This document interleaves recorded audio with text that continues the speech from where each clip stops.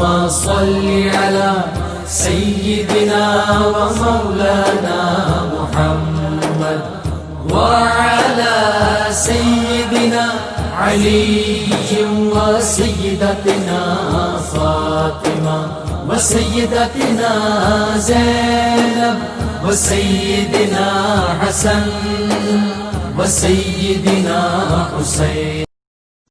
اعوذ باللہ من الشیطان الرجیم. بسم اللہ الرحمن الرحیم. الحمد للہ رب العالمین والصلاة والسلام علی اشرف الانبیاء والمرسلین واہل بیتہ الطیبین الطاہرین المعصومین. اما بعد. سورہ مبارکہ انفال آیت نمبر 62 سے آیت نمبر 69، 62 سے 69.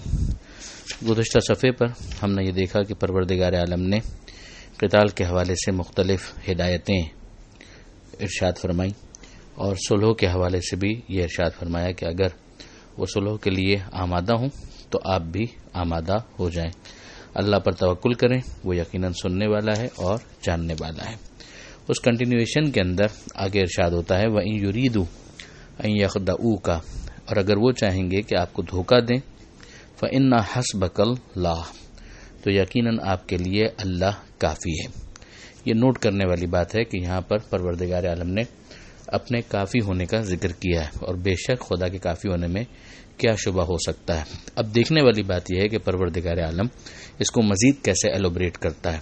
آگے ہی دیکھیے پروردگار فرماتا ہے هُوَ الَّذِي أَيَّدَكَ، وہ خدا ہی تو ہے کہ جس نے آپ کو تقویت پہنچائی، جس نے آپ کی تائید کی. یہ ایدہ کا ترجمہ ہوا.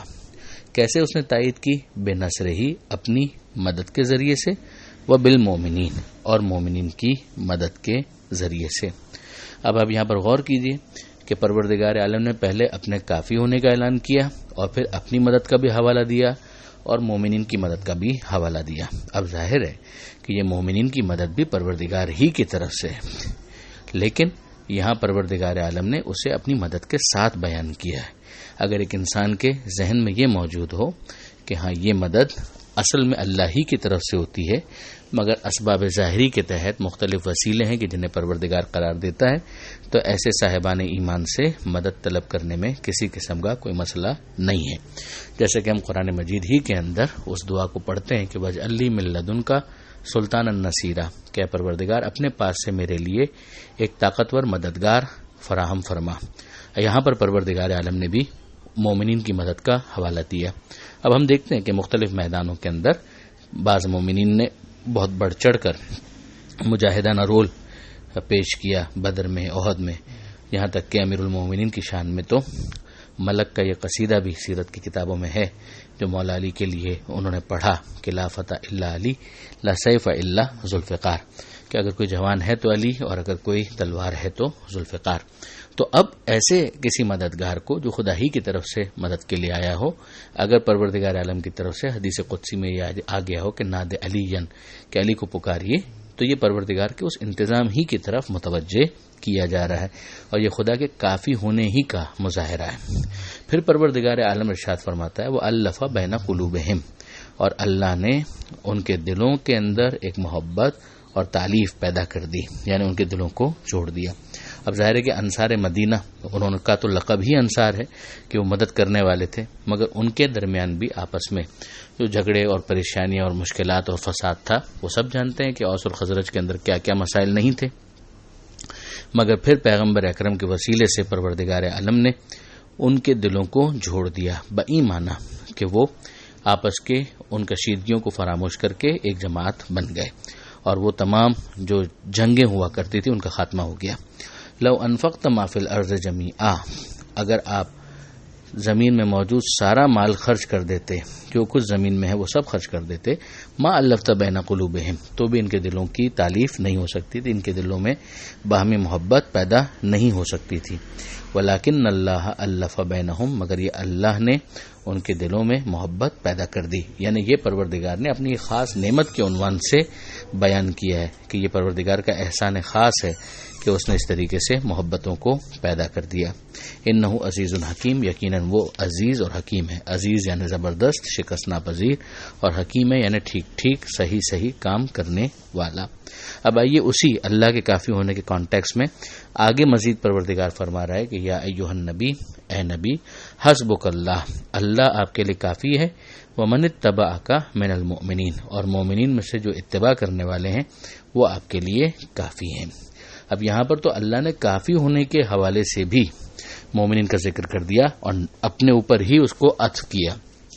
یہ پھر غور طلب بات ہے جو وسیلے کی اہمیت کو سمجھاتا ہے کہ اگر اللہ کو مرکز سمجھ کر کسی وسیلے کو انسان وسیلہ سمجھ کر پکار رہا ہو تو اس کے پر کوئی شرک کا فتویٰ نہیں لگتا، بلکہ یہ پروردگار عالم کی طرف سے اعلان ہے کہ آپ کے لیے اللہ کافی ہے اور مومنین میں سے وہ جو آپ کی پیروی کرنے والے ہیں. اب ظاہر ہے مومنین میں سے کچھ ایسے ہیں جو صرف نام کے مومنین ہیں، تو وہ کسی بھی دور کے ہوں، ان کا کوئی خاص ذکر نہیں ہو سکتا. ذکر تو انہی کا ہو سکتا ہے کہ جو مومنین ہوں اور پھر اس ایمان کے حوالے سے جو اس کے تقاضے ہیں اس کو بھی پورا کریں.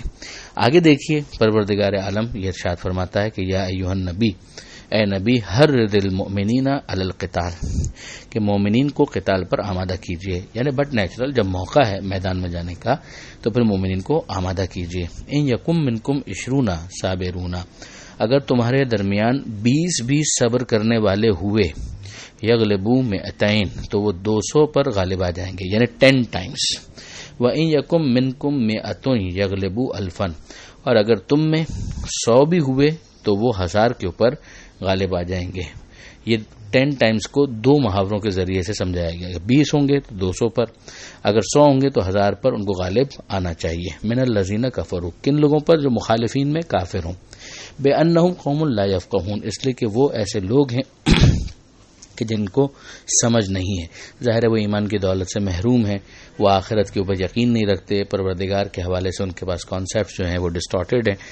تو پھر ان کے ایمان کی کمزوری کی وجہ سے اور تمہارے ایمان کی طاقت کی وجہ سے، جس کو خاص طور پر یہاں صبر کے ذریعے سے سمجھایا گیا کہ اگر صبر کرنے والے ہوں گے تو یہ نتیجہ نکلنا چاہیے. یہیں سے آپ اندازہ کیجئے کہ صبر کسی افیون کا نام نہیں ہے، معاذ اللہ. صبر اس طاقت کا نام ہے کہ جو انسان کو اس حد تک انرجی پرووائڈ کرتا ہے کہ جس کے بعد انسان 10 گنا بڑے مجرم سے اور مقابلے پر آئے ہوئے شخص سے مقابلے کے لیے تیار اور آمادہ ہو جاتا ہے. تو یہ تو یہاں پر پروردگار نے فرمایا اور ایک ایشو اور ایک ہمارے سامنے واضح کر دیا کہ صبر کے اندر اتنی طاقت ہے. پھر اس کے بعد ارشاد ہوتا ہے اور بلا فاصلہ آیت کے اندر ہمیں نظر آتا ہے کہ الآن خفف اللہ عنکم، اب اللہ نے تم پر سے بار ہلکا کر دیا. یہ بالکل سامنے دیکھنے سے ہی پتہ چل جاتا ہے کہ یہ دونوں آیتیں ساتھ ساتھ ہیں مگر درمیان میں بڑا فاصلہ ہے. یعنی ایک آیت نازل ہوئی جس کے بعد کوئی مارکا ہوا جس کے اندر لوگوں نے کمزوری کا مظاہرہ کیا، تو پھر پروردگار عالم نے کمی کر دی. الآن خفف اللہ عنکم، اللہ نے تم پر سے بار اب ہلکا کر دیا. وعلم ان فیکم ضعفا، اور معلوم ہو گیا کہ تم میں کمزوری ہے. فَإِن يَكُن مِّنكُم 100 صابرہ، اب یہ غور طلب بات ہے کہ وہ کمزوری کس چیز کی ہے. ظاہر عدد کے اعتبار سے تو پہلے ہی کمزور تھے، مگر یہاں پر اس ایمان کی کمزوری کا ذکر ہو رہا ہے. یعنی تم میں اتنا صبر نہیں تھا کہ جو 10 گنا بڑے مجرم کے مقابلے میں ریکوائرڈ ہوتا ہے. فَإِن يَكُن مِّنكُم 100، تو اب کمی کیا کی جا رہی ہے کہ اگر تم میں 100 ہوئے صابرہ صبر کرنے والے، یغلبوا 200 تو وہ 200 کے اوپر غالب آ جائیں گے. یعنی اب وہ 10 ٹائمز والا تقاضا نہیں ہے مگر ڈبل کا تقاضا تو اب بھی ہے. وَإِن يَكُن مِّنكُمْ 1000، اور اگر تم میں 1000 ہوئے، یغلبوا 2000 تو وہ 2000 کے اوپر غالب آ جائیں گے باذن اللہ، اللہ کے اذن سے. واللہ مع الصابرین، اور پھر واپس صبر کا حوالہ کہ اللہ صبر کرنے والوں کے ساتھ ہے. اب یہاں پر جو غور طلب بات ہے وہ یہ ہے کہ مختلف مارکوں میں اگر آپ دیکھیں کہ کچھ ایسے افراد ہوں کہ جو 10 گنا سے بھی زیادہ جمعیت کے مقابلے پر آ کر ان کو تحت ایک کرتے ہیں. جیسے جنگ بدر کے اندر تو آدھے جو مقابلے پر افراد تھے ان کو تنہا امیر المومنین نے قتل کیا. تو آپ اندازہ کر سکتے ہیں کہ صبر اور ایمان کی کیا منزلت ہوگی، اور اسی لیے ان کو کل ایمان بھی کہا گیا. خود کربلا کے اندر بھی ہم دیکھیں تو افراد 72 تھے جو کربلا کے اندر مجاہدین تھے امام حسین علیہ السلام کے ساتھ، یا 100 سوا 100، مگر ان کے مقابلے میں ہزاروں کا لشکر ہے. تو وہاں پر تو 10 گنا نہیں، جو افراد سامنے آنے والے قتل ہوئے ہیں ان کی تعداد تو ہزاروں کے اندر ہے، اور یہاں پر صرف 100-125 افراد تھے، تو اس سے بھی آپ اندازہ کر سکتے ہیں کہ یہ آیتیں ان کے اوپر کس طاقت کے ساتھ منطبق ہوتی ہیں، اور پروردگار عالم کی نظر میں ان کا صبر کتنا عظیم ہوگا۔ پھر اس کے بعد اگلی جو آیت ہے، یہ آیت ایک قول کے مطابق جنگ بدر ہی کے حوالے سے ہے۔ پہلے اس آیت کو ہم دیکھ لیں، پھر اس کے اوپر مختصر تبصرہ۔ ما کان لنبی ان یکون لہ اسرا، کسی نبی کو یہ حق نہیں ہے کہ اس کے ہاتھ میں کچھ قیدی ہوں، حتی یسخن فی الارض، یہاں تک کہ وہ خوب خون بہائے زمین کے اندر۔ اب ظاہر میدان میں جب مقابلہ ہوگا تو نبی کی تو پالیسی یہی ہوگی کہ میدان میں انسان کوئی اپنی جان ہتھیلی پر لے کر جا رہا ہے تو ظاہر ہے کہ جتنے بھی مقابلے پر افراد آ رہے ہیں ان سے تو لڑنا ہے، جیسے کہ پچھلی آیتوں کے اندر بھی سمجھایا گیا۔ تو وہاں پر نہ سستی کی کوئی گنجائش ہے، نہ کمزوری کی کوئی گنجائش ہے، بھرپور طریقے سے میدان کے اندر سے بات قدم جو صبر کا تقاضا ہے اس کا مظاہرہ ضروری ہے۔ لیکن اگر اس میدان کے اندر کمزوری دکھائی گئی تو اس کی ذمہ داری کس کے اوپر ہوگی؟ وہی پروردگار آگے فرما رہا ہے، تریدون عرض الدنیا، کہ تم لوگ، اب یہاں پر سیدھا نبی کی جو لفظ تھی وہ تو مفرد یا سنگولر کی تھی، اب یہاں پروردگار عالم نے مسلمانوں کو مخاطب کیا ہے کہ تریدون عرض الدنیا، تم لوگ مال دنیا کے طلبگار ہو، واللہ یرید الآخرہ، اور اللہ آخرت چاہتا ہے، واللہ عزیز حکیم، اور اللہ زبردست ہے، صحیح کام کرنے والا۔ بیک گراؤنڈ یہ ہے کہ جنگ بدر کے اندر بعض صحابہ کرام نے اس طرح سے کیا کہ قیدیوں کو فدیے کے بدلے چھوڑنے کا ارادہ کر لیا۔ اچھا، کیا اس کی گنجائش پہلے سے موجود تھی؟